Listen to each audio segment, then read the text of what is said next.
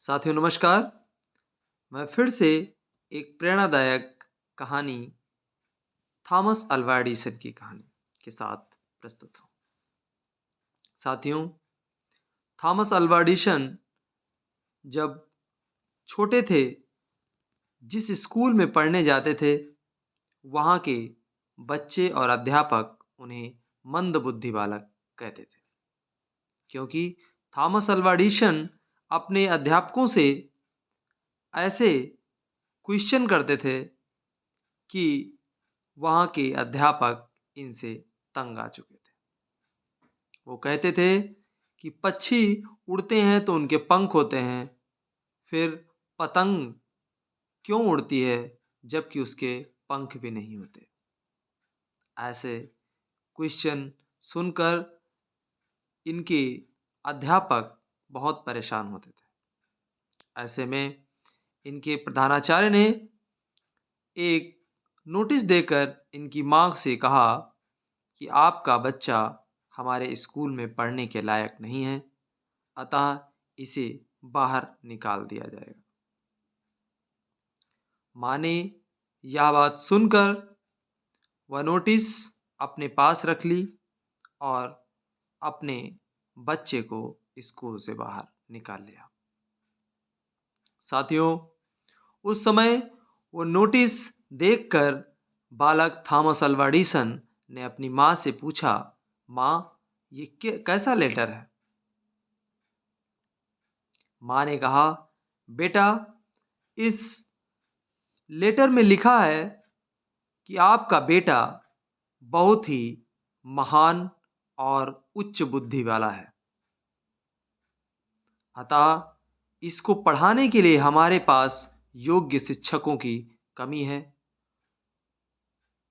अतः आप इसे स्कूल से बाहर निकाल लीजिए। थॉमस अल्वा एडिसन ने जब यह बात माँ से सुनी तो उनकी संकल्प शक्ति और भी बढ़ गई।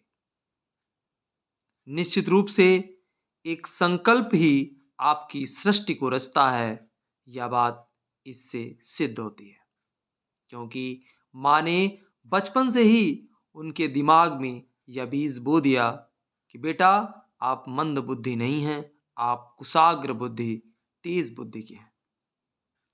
थॉमस अल्वा एडिसन का हौसला और भी बढ़ गया। थॉमस अल्वा एडिसन अब अपने घर पर ही प्रयोगशाला खोल ली थी और घर पर ही प्रयोग करते थे।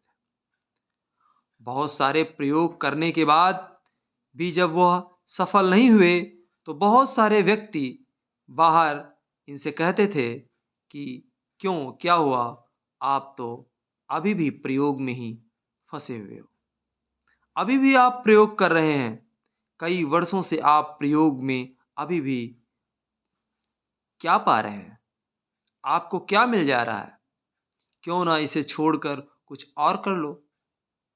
थॉमस अल्वा एडिसन का बहुत सकारात्मक जवाब होता था कि मैं अपने हर एक असफलता से सीखता हूँ और हर प्रयास के साथ मैं एक कदम आगे बढ़ता हूँ। साथियों, उनकी यही विचार शक्ति, उनका यही सकारात्मक दृष्टिकोण 1200 प्रयोगों के बाद उन्हें बल्ब का आविष्कार करने में मदद करता है।